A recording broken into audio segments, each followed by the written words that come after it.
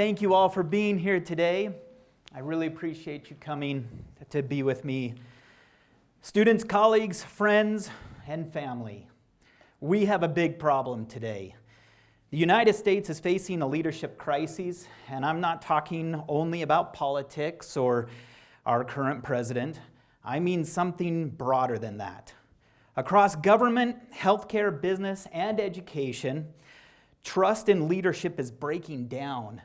According to a 2025 survey reported in U.S. News and World Report, 85% of Americans said government officials and community leaders care more about their own power and influence than what is best for the people they represent.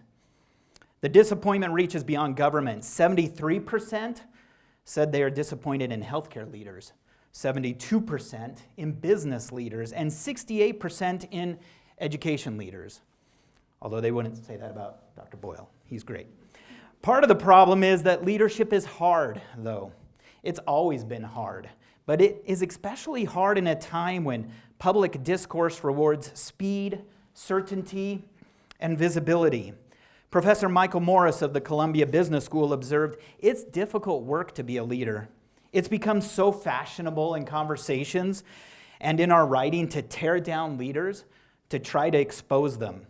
And one of the main ways that we tear down leaders is by criticizing their communication."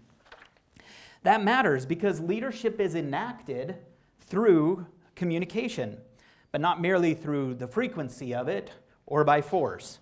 In a moment like ours, it can seem that the most effective leaders are the ones who speak the fastest, post the most on social media, or project the most certainty. But I want to suggest something different.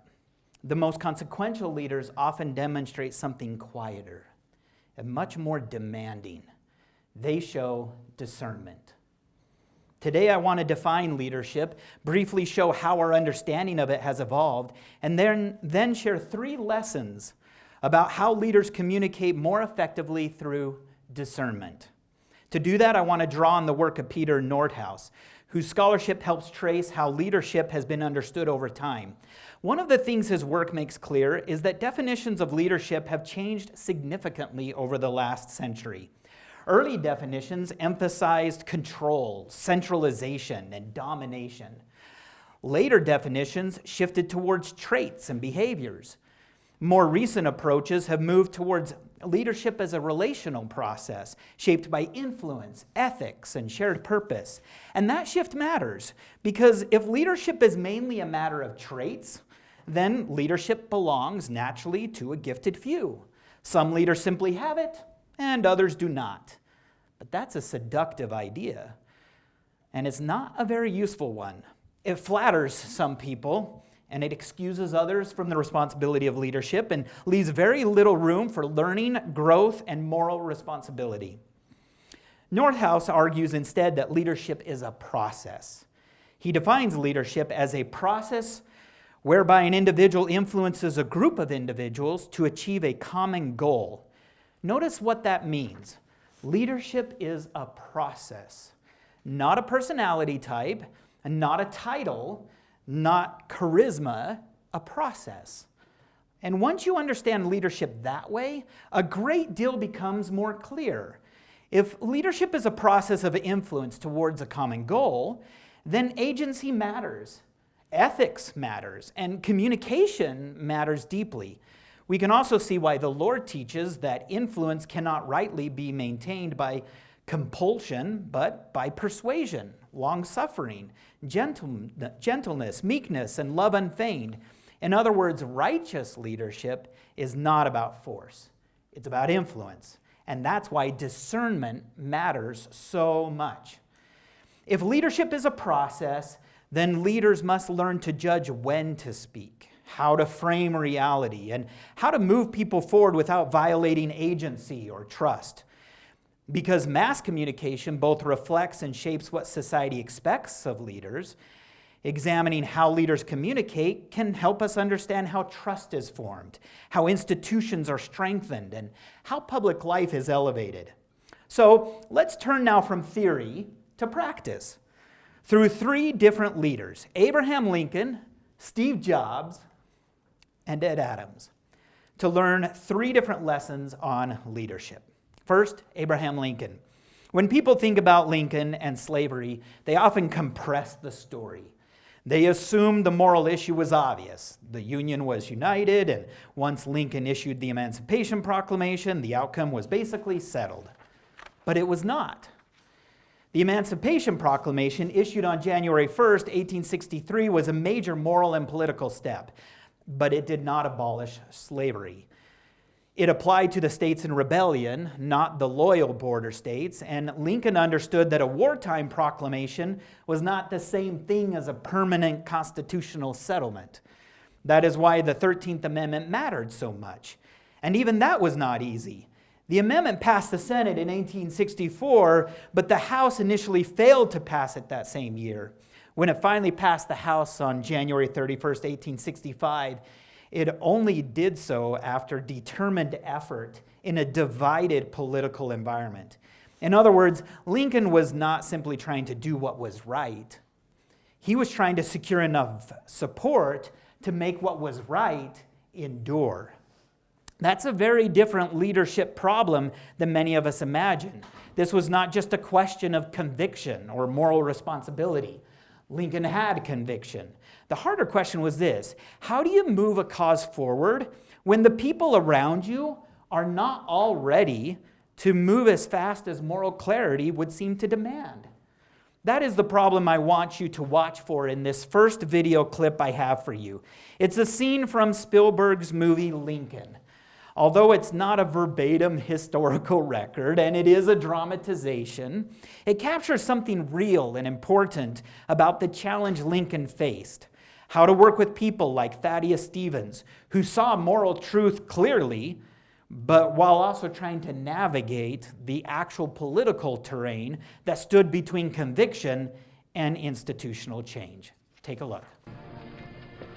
Since we have the floor next in the debate, I thought I'd suggest you might temper your contribution so as not to frighten our conservative friends. Ashley insists you're ensuring approval by dispensing patronage to otherwise undeserving Democrats. Well, I can't ensure a single damn thing if you scare the whole House silly with talk of land appropriations, and revolutionary tribunals. When the war ends, I intend to push for full equality, the Negro vote, and much more.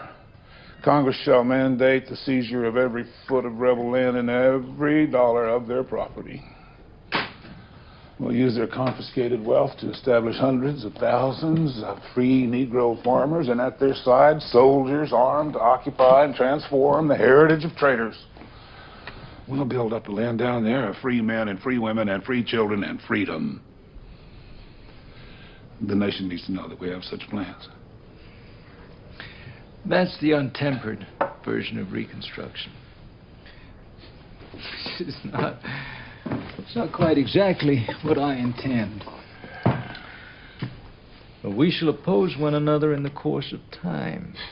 Now we're working together, and I'm asking you... For patience, I expect. When the people disagree, bringing them together requires going slow till they're ready to make up the difference. Shit on the people. And what they want and what they're ready for. I don't give a goddamn about the people and what they want. This is the face of someone who has fought long and hard for the good of the people without caring much for any of them. And I look a lot worse without my wig. The people elected me to represent them, to lead them, and I lead. You ought to try it. I admire your zeal, Mr. Stevens, and I have tried to profit from the example of it. But if I'd listened to you, I'd have declared every slave free the minute the first shell struck Fort Sumter. Then the border states would have gone over to the Confederacy, the war would have been lost, and the Union along with it. And instead of abolishing slavery, as we hope to do in 2 weeks, we'd be watching helpless as infants as it spread from the American South into South America. Oh, how you have longed to say that to me. You claim you trust them, but you know what the people are. You know that the inner compass that should direct the soul toward justice has ossified in white men and women, north and south, unto utter uselessness through tolerating the evil of slavery. White people cannot bear the thought of sharing this country's infinite abundance with Negroes. A compass I learned when I was surveying. It'll point you true north from where you're standing. But it's got no advice about the swamps, deserts, and chasms that you'll encounter along the way. If in pursuit of your destination you plunge ahead heedless of obstacles and achieve nothing more than to sink in a swamp, what's the use of knowing true north? Did you hear what Lincoln was doing there? He was not arguing against justice. He was not lacking courage. He was not asking Stevens to care less. He was distinguishing between true north and the terrain. That compass metaphor is brilliant because it names one of the deepest realities of leadership. A compass can tell you where you ought to go, but it cannot tell you how to cross the swamps, deserts, and chasms in front of you. Leaders have to ask, what can be done now? What must wait? Well, who needs to be brought along? What will be lost if I move too fast? What will be lost if I move too slow? That is not compromise, that is judgment. And this is where I think Lincoln becomes such a profound example of leadership communication. He could give great speeches, but speeches alone were not enough here. He needed votes. He needed timing. He needed coalition building. He needed to know when to press and when to restrain. That is discernment. Now, the second clip that I'll show you shows what kind of leadership was made possible. Thaddeus Stevens, as you saw, was one of the fiercest abolitionists in the country. He believed more than equality before the law. But in the moment that mattered, he narrowed his public language for the sake of the amendment's passage. Watch what kind of discipline that took from Thaddeus Stevens. I've asked you a question, Mr. Stevens, and you must answer me. Do you or do you not hold that the precept that all men are created equal is meant literally?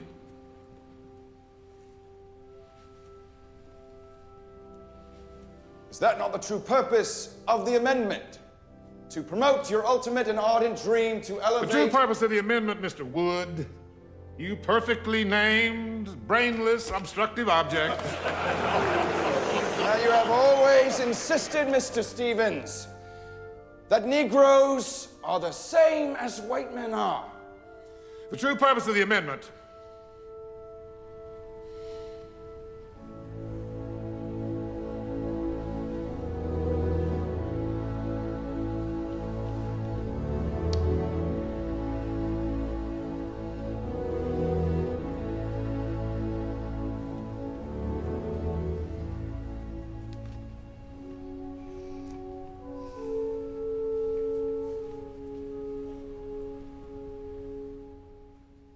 I don't hold with equality in all things, only with equality before the law and nothing more.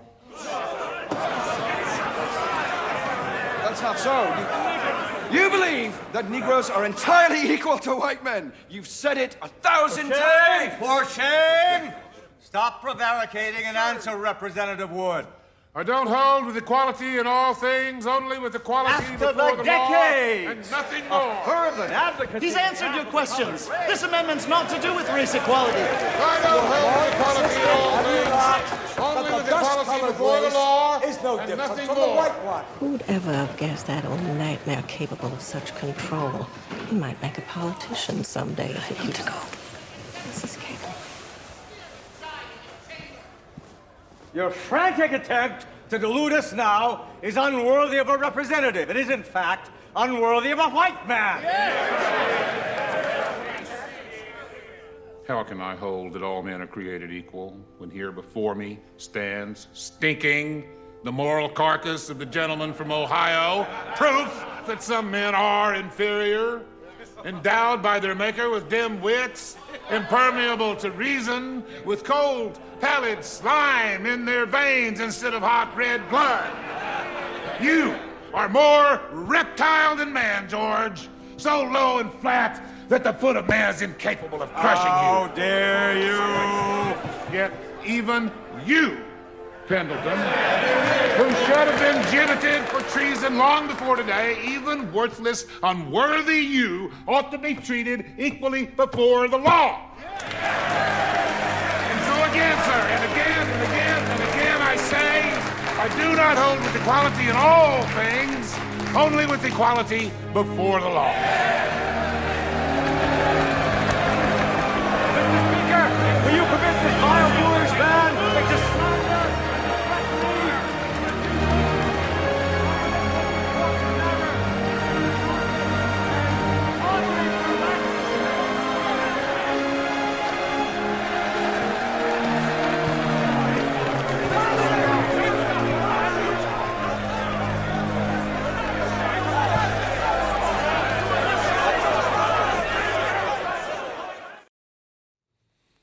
And it worked.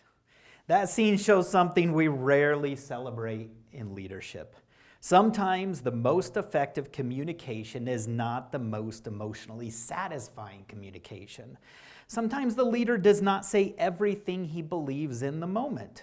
Sometimes he says just what the moment can bear.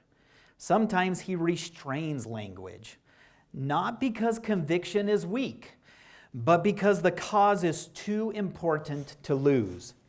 That is what Lincoln understood. He understood that conviction without strategy can fail the very cause it is trying to serve. So the principle here is not merely that leaders should be patient. It's deeper than that. Discernment requires strategic patience, not hesitation, not cowardice, strategic patience. Lincoln knew where the true north was, but he also knew that if you move heedless of the terrain, you may lose both the battle and the cause. Let's move now to our second example, Steve Jobs. This comes from when Steve Jobs launched the iPhone in 2007. At that moment, Apple was not entering the market from weakness. The company already had a hugely successful product line with the iPod. So the challenge was not simply to invent something new. The challenge was to help people understand why they should want it. And that was not a small challenge. The phone market was already crowded. Most people still carried phones, while business users and early adopters often carried smartphones like the BlackBerry, the Palm Trio, Motorola Q, and the Nokia E62. These phones could do more than basic calling, but they were often clunky, keyboard heavy, hard to use.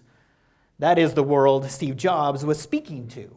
So, as you watch this next clip, I want you to pay attention not just to the product, but to the way that Jobs introduces it.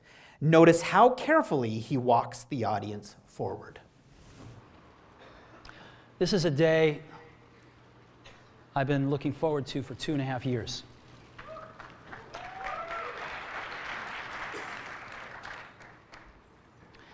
Every once in a while, a revolutionary product comes along that changes everything. And Apple has been, well, first of all, one's very fortunate if you get to work on just one of these in your career. Apple's been very fortunate. It's been able to introduce a few of these into the world. In 1984, we introduced the Macintosh. It didn't just change Apple, it changed the whole computer industry.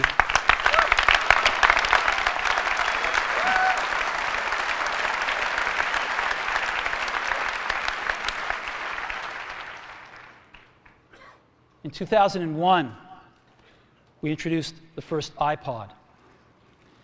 And it didn't just change the way we all listen to music.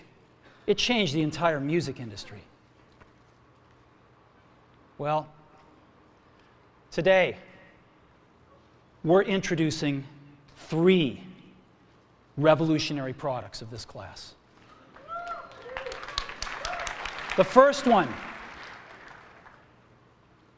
is a widescreen iPod with touch controls.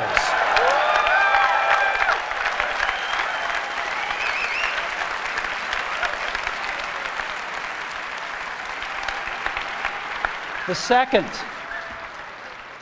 is a revolutionary mobile phone.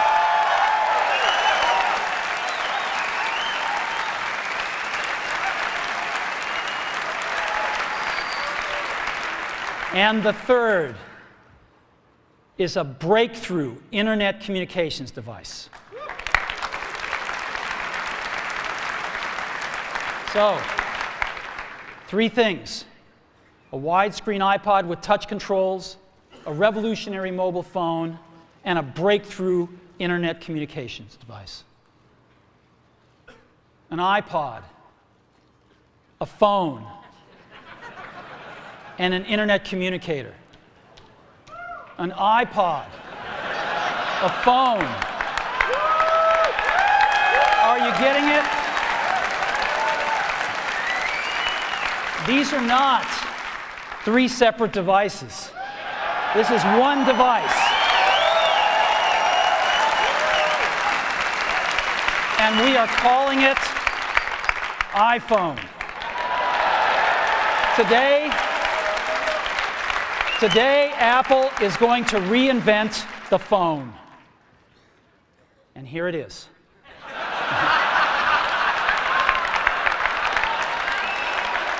No. Actually, here it is, but we're going to leave it there for now. So, before we get into it, let me talk about a category of things. The most advanced phones are called smartphones, so they say. And they typically combine a phone plus some email capability, plus they say it's the internet, sort of the baby internet, into one device, and they all have these plastic little keyboards on them.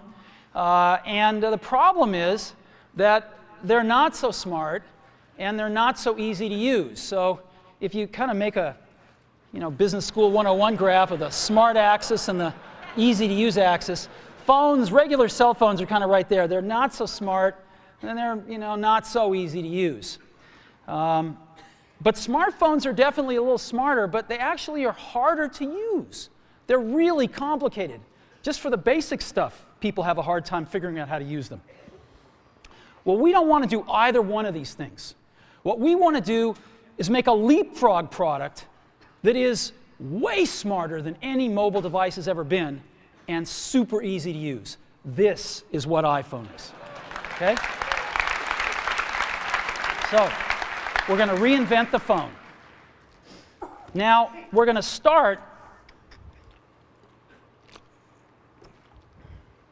with a revolutionary user interface. It is the result of years of research and development, and of course, it's an interplay of hardware and software. Now, why do we need a revolutionary user interface? I mean, here's 4 smartphones, right? Motorola Q, the BlackBerry, Palm Treo, Nokia E62, the usual suspects. And what's wrong with their user interfaces? Well, the problem with them is really sort of in the bottom 40 there. It's this stuff right here. They all have these keyboards that are there whether you need them or not to be there. And they all have these control buttons that are fixed in plastic and are the same for every application. Well, every application wants a slightly different user interface, a slightly optimized set of buttons just for it. And what happens if you think of a great idea 6 months from now? You can't run around and add a button to these things. They're already shipped. So what do? It doesn't work because the buttons and the controls can't change. They can't change for each application, and they can't change down the road if you think of another great idea you want to add to this product. Well, how do you solve this? It turns out we have solved it. We solved it in computers 20 years ago. We solved it with a bitmap screen that could display anything we want, put any user interface up, and a pointing device. We solved it with the mouse, right? We solved this problem. So how are we going to take this to a mobile device? Well, what we're going to do is get rid of all these buttons and just make a giant screen. A giant screen. Now, how are we going to communicate this? We don't want to carry around a mouse, right? So what are we going to do? Oh, a stylus, right? We're going to use a stylus. No. Now, who wants a stylus? You have to get them and put them away and you lose them. Yuck. Nobody wants a stylus. So let's not use a stylus. We're going to use the best pointing device in the world. We're going to use a pointing device that we're all born with. We're born with 10 of them. We're going to use our fingers. We're going to touch this with our fingers. And we have invented a new technology called multi-touch, which is phenomenal. It works like magic. You don't need a stylus. It's far more accurate than any touch display that's ever been shipped. It ignores unintended touches. It's super smart. You can do multi-finger gestures on it. And boy, have we patented it. So,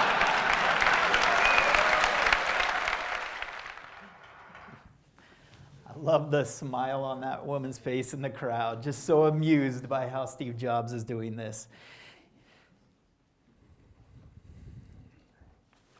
So did you catch what he did? He did not simply announce a new product. He built understanding step by step. He started with categories that people already knew. A widescreen iPod, a revolutionary mobile phone, a breakthrough internet communication device. He repeated that. He let the audience sit with it and then asked, "Are you getting it?" Only after that did he reveal that these were not 3 separate devices, but that they were one. That is what discernment looks like in communication. When people face something genuinely new, they usually do not need more information first. They need a bridge. They need someone to start with what's familiar, then help them make sense of what they're seeing and guide them toward what they do not yet understand. And Jobs did that. But he also did something else. He described the future. He made the limitations of the present visible. He pointed to the plastic keyboards, for example, on existing smartphones and showed why the old category no longer worked. He then introduced a new logic, giant screen, multi-touch, and your fingers instead of a stylus. He was not just unveiling a product, he was reframing the problem so that people could see why the future needed to be different. That is the leadership lesson. Sometimes leaders fail because they announce the destination before they built the bridge. They're right about where people need to go, but they have not done the communicative work to bring them along. Steve Jobs teaches us that discernment requires building the bridge, not manipulation, not oversimplification. He simply met people where they were and led them to where they had never been. That is wise leadership communication. Let's turn to our last example for today, Ed Adams. He was a beloved leader in higher education. Many of us knew Ed in formal roles. He served as chair, associate dean, founding director of the School of Communications, and later as dean of the College of Fine Arts and Communications. But that is not mainly how I want to talk about him today. I want to talk about how he led. Because sometimes leaders lead mainly through visibility, and some lead through authority. Some lead through charm. Ed led by learning. Many faculty remembered that Ed liked to do what he called his home teaching. He would walk around the building, stop by offices, sit down with people one by one. On the surface, that may sound like a simple act of kindness, and it was kind. But it was more than that. Ed once told me that this practice often allowed him to later go into meetings already knowing where things stood and what the likely outcome of a vote would be. That was not because he was managing people behind the scenes. It was because he had taken the time to understand them, and that is a very different kind of leadership. A nice leader might visit offices just to be kind. A more hurried leader might stay at the entry level of pleasantries. But Ed was trying to understand what people were working on, what pressures they were feeling, what mattered to them, and how the college or the school actually worked. That's the posture I want you to watch for in this clip that I'll show you. This is from a BYU devotional where Ed tells a story about moving to Texas and learning what he thought was a weed was actually grass. Take a look at what Ed says in his facial expressions. After I completed my doctoral studies in Ohio, we moved our family to the West Texas city of San Angelo. Neither my wife nor I had ever lived in Texas. This was a new place and a new adventure. It was mid-August when we pulled our moving van up in front of our new home. It had been vacant for a short time, and the interior of the house was a mess. The lawn sprinklers had been turned off for some time, and it doesn't take long for a lawn to die in the West Texas afternoon sun. With the help of members of our new ward, we were able to get into our home. And then I turned my attention to our lawn. It was toward the end of the day, and dusk was setting in. As I surveyed our new yard, I glanced over the shrubs and trees, and then cast my eyes toward the pitiful-looking lawn. As I looked down, I saw something strange. There was this weed running across my lawn. I grabbed hold and started to pull it up, and it kept going. I pulled hard, and as it came up, it was about 4 feet long. As I pulled up, another appeared, and I pulled that one up. I was beginning to build a tidy pile of these weeds. I soon discovered they were all over the place. I pulled up 2 more, and my next-door neighbor, who was a retired Air Force officer with a slight Texas accent, said, "Son, why are you all pulling up your grass?" Now, have you ever had those moments where simply no answer will suffice for something you're doing? This was one of those moments. I stood there looking at these lawns, strange and thinking, so this is grass. My previous conception of grass changed. My lifetime experience told me that grass consisted of straight blades shooting straight up from the ground. My neighbor then told me about St. Augustine grass. By the time he got done, I realized I had to change everything I thought he knew about lawns and lawn care, and for that matter, grass. I wouldn't be sodding my yard here. I would have to lay in tufts of this grass, and they would grow together. Watering would be different. Mowing would be different. Care would be different. Excited with my new discovery, I ran in, called my wife, and said, "Hey, check this out. This is grass." We were in a new place, and now we had a new way of life. Did you notice what happened in that story? Ed encountered something that did not fit his assumptions. He thought he already knew what grass was. Then a new place taught him otherwise. And what I love is that he did not resist the correction. He delighted in it, actually. He was energized by it. He called his wife to tell her, "I learned what grass is here." He loved learning, and I miss him because he took the time to visit and really learn. When Ed became the dean, he did not assume that prior experience in one part of the college automatically gave him understanding of every other part. He once told me that early on as a dean, he spent less time with the School of Communications because he had so much to learn in the other areas of the college about commercial music, dramaturgy, art education, those parts that were less familiar. And that told me a great deal about him. He was not leading from ego. He was leading from curiosity. When Ed came into your office, you did not feel managed. You felt seen. You felt heard. You felt that he genuinely wanted to understand your work, your students, your concerns, your hopes. That is the leadership lesson. Some leaders walk into conversation trying to prove that they already understand. But discernment often requires you to admit that you do not know something. It begins with questions. It begins with listening. It begins with humility to let another person expand your view of the world. Ed Adams teaches us that discernment requires curious presence, not detachment, not performance, curious presence. He showed up, one office at a time. And because he did, people felt understood. And when people feel understood, trust grows. And where trust grows, influence follows. Today I've tried to make a simple argument. Leadership is a process of influence toward a common goal. And because leadership is enacted through communication, discernment matters deeply. The 3 principles I hope you remember are these. First, discernment requires strategic patience. Abraham Lincoln teaches us that knowing what is right is essential, but leaders also need judgment about the path. Second, discernment requires building the bridge. Steve Jobs shows us that when people face something new, leaders must build a bridge from familiar to unfamiliar. And third, discernment requires curious presence. Ed Adams reminds us that trust grows when people feel seen, understood, and genuinely known. And maybe that is the deeper truth underneath all three. Ultimately, I do not think discernment is merely a communication technique. I know it's a spiritual gift.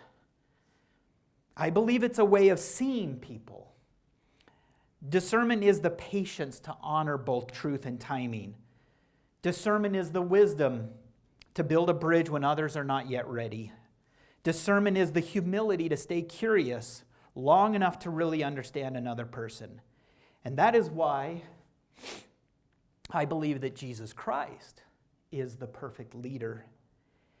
Jesus always knew what truth required, but he also knew what people could bear.